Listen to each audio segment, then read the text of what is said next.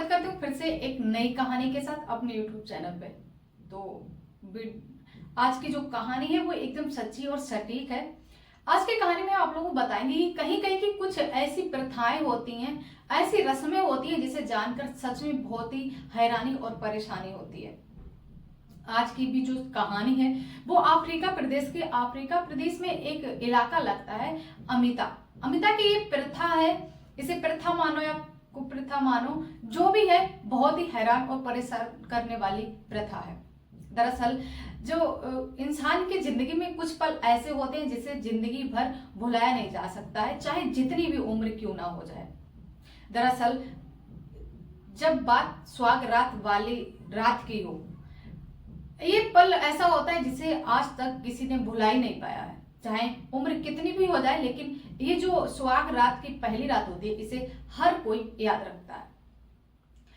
दरअसल ये अफ्रीका प्रदेश में एक इलाका जो लगता है अमिता में एक प्रथा है कि जब लड़का लड़की की शादी होती है तो उसमें एक प्रथा चलती है जिसमें लड़का लड़की को इस प्रथा के बारे में कुछ भी ज्ञात नहीं था।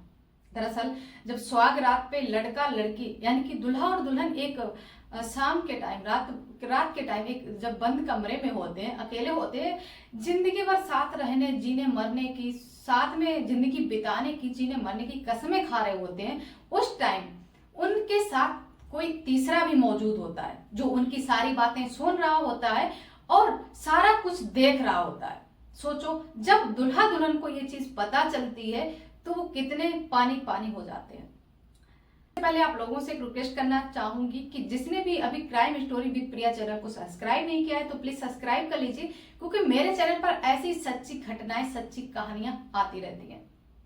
इसी के साथ बढ़ते हैं वीडियो में आगे और जानते हैं आखिर इस प्रथा का मतलब क्या है और ये प्रथा होती क्यों है। दरअसल एक लड़का होता है जो अमेरिका में रह के पढ़ाई कर रहा था। तभी उसके घर वाले, उसके परिवार वाले उसके कहीं शादी फिक्स कर देते हैं। लड़का पढ़ा लिखा था, समझदार था और वो लव मैरिज ना करके अरेंज मैरिज ही कर रहा था। तभी जो प्रथा होती है उसके बारे में उस लड़का और लड़की को कुछ भी ज्ञात नहीं था।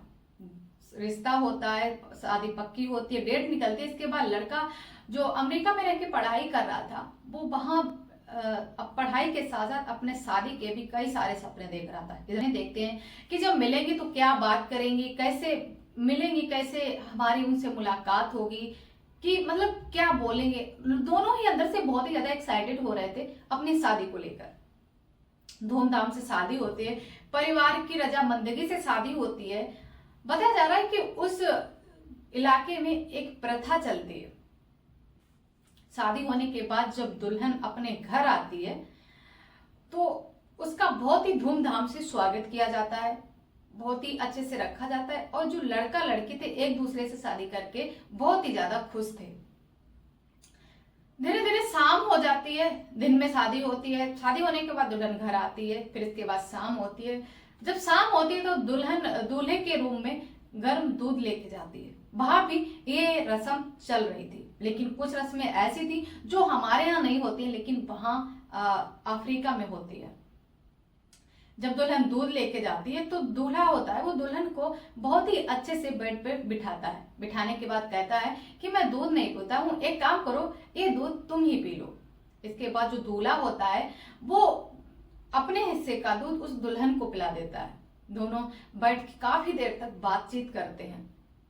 दोनों बातचीतें कर रहे थे और जीने मरने की कस्में खा रहे थे, एक दूसरे के बारे में जान रहे थे, एक दूसरे के पास्ट के बारे में पूछ रहे थे और बहुत ही दोनों एक दूसरे के साथ खुश थे। जब वो दोनों बातें कर रहे थे और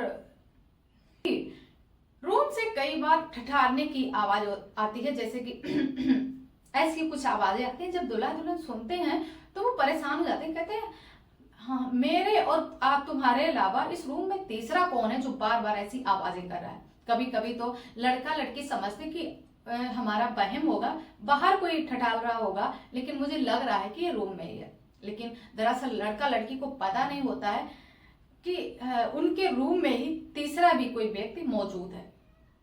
जब ये बात दूल्हा दुल्हन को पता चलती है, दोनों बातें कर रहे थे, तभी जो दुल्हन की माँ होती है वो बोलती है ठीक है, जो बातें थी तो वो सामने निकल के आती है। अचानक ही में दूल्हा दुल्हन के सामने आते, दूल्हा दुल्हन देखते हैं तो शर्म के मारे पानी पानी हो जाते हैं। वो समझ नहीं पा रहे थे कि आखिर ये रूम में अंदर कर क्या रही हैं, लेकिन उन लोगों को ये पता नहीं था कि यहाँ की ये प्रथा है।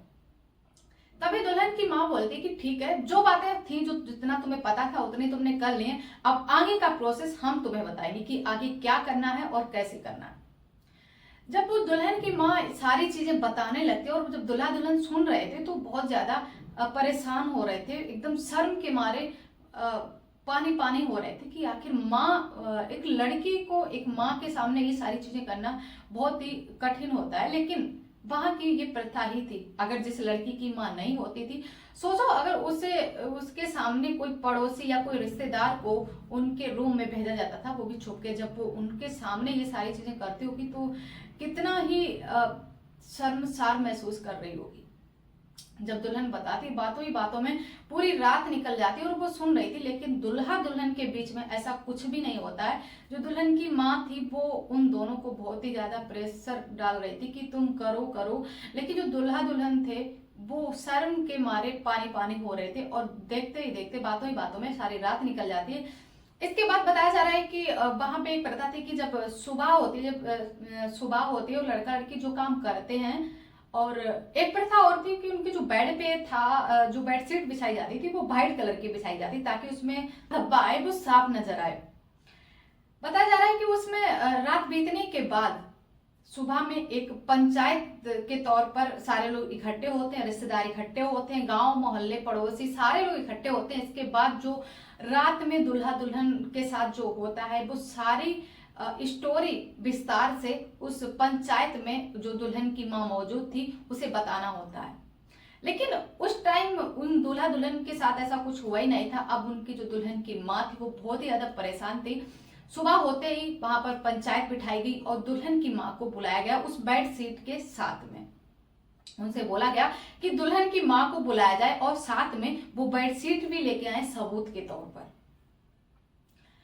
इसके बाद जो दुल्हन की माँ होती है और दूल्हा दुल्हन थे वो सारे लोग पंचायत में मौजूद होते हैं, उपस्थित होते हैं। इसके बाद जो बेडशीट थी वो भी दुल्हन की माँ लेके जाती, लेकिन जब वो बेडशीट को दिखाया जाता उस पर कोई भी दाग धब्बा नहीं था, बेडशीट एकदम से क्लीन थी, साफ थी। लेकिन पंचायत में बैठे हुए लोग ये चीजें देख रहे थे, रिश्तेदार देख रहे थे तो बहुत ज्यादा परेशान हो रहे थे। लेकिन दुल्हन, बताया जा रहा है कि अगर ऐसा कुछ नहीं होता है तो उन लोगों की शादियां टूटने की नौबत आ जाती है। अगर उन लोगों के साथ दूल्हा दुल्हन ने सब कुछ अच्छे से ठीक से किया है तो ही ये रिश्ता चलता है, नहीं तो वहां पर ऐसी मान्यता है कि शादी को तोड़ दिया जाता है। अब दुल्हन की माँ के उस औरत की माँ, बेटी का सवाल था, जिंदगी का सवाल था। इस वजह से जो औरत होती है वो बहुत ही ज्यादा झिका रही थी, शर्मा रही थी कि बताऊं तो बताऊं क्या, कैसे बताऊं, इन लोगों के बीच में तो कुछ हुआ ही नहीं है, और बहुत ज्यादा परेशान हो रही थी। वो जो लेडीज होती है वो पंचायत में बोलती कि जो भी हुआ है ठीक ही हुआ है। तभी जब पंचायत के लोग उस पर प्रेशर डालते हैं, बताते हैं कि नहीं जो भी हुआ है उसे विस्तार से बताओ, लेकिन वो जो लेडीज थी वो बताए कहाँ से जब लड़का लड़की में कुछ हुआ ही नहीं था। इसके बाद जो दूल्हा दुल्हन थे वो बोलते हैं कि जो माँ कह रही हैं वो ठीक है, लेकिन हम चाहते हैं कि हमें एक बार फिर से मौका दिया जाए और जो भी एक्टिविटी है वो हम बखूबी निभाएंगे। इसके बाद पंचायत उन्हें एक दूसरा मौका देती है। इसके बाद दूसरी रात में वही सब कुछ होता है, उनकी माँ मौजूद होती है और मजबूरन में उन्हें सारा कुछ दुल्हन की माँ के सामने करना होता है। कि ऐसी प्रथा होती है जो हमारे मान सम्मान को हिला के रख देती है, झकझोर कर रख देती है। लेकिन ऐसी प्रथा ना ही हो तो ही ज्यादा बेहतर है, क्योंकि एक लड़का लड़की, ये जो पल होता है वो बहुत ही ज्यादा मायने रखता है एक लड़का और एक लड़की के लिए। क्योंकि जो होता है एक अजनबी, एक लड़का एक लड़की दोनों ही अजनबी होते हैं, वो मिलते हैं, एक दूसरे को समझने की कोशिश करते हैं और बातें करते हैं, उनके पास्ट में जानने की कोशिश करते हैं, फ्यूचर की प्लानिंग करते हैं।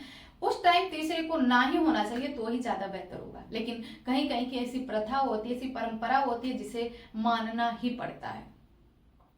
दोस्तों, इस कहानी को सुनाने का उद्देश्य किसी को गलत साबित करना नहीं था, किसी की भावनाओं को ठेस पहुंचाना नहीं था। मेरा सिर्फ और सिर्फ एक कहानी के तौर पे आप लोगों के सामने इस कहानी को पेश करना था कि कहीं कहीं की परंपराएं ऐसी भी होती हैं जिससे हम रूबरू नहीं हैं। तो वीडियो कैसी लगी कमेंट सेक्शन में जरूर बताना, और वीडियो को फुल देखना, इसकी बिल्कुल भी मत करना, ज्यादा से ज्यादा लोगों में शेयर करना। और चैनल को जिसने भी अभी सब्सक्राइब नहीं किया तो प्लीज सब्सक्राइब कर लीजिए। इसी के साथ विदा लेते हैं, मिलते हैं नेक्स्ट वीडियो में, तब तक के लिए धन्यवाद।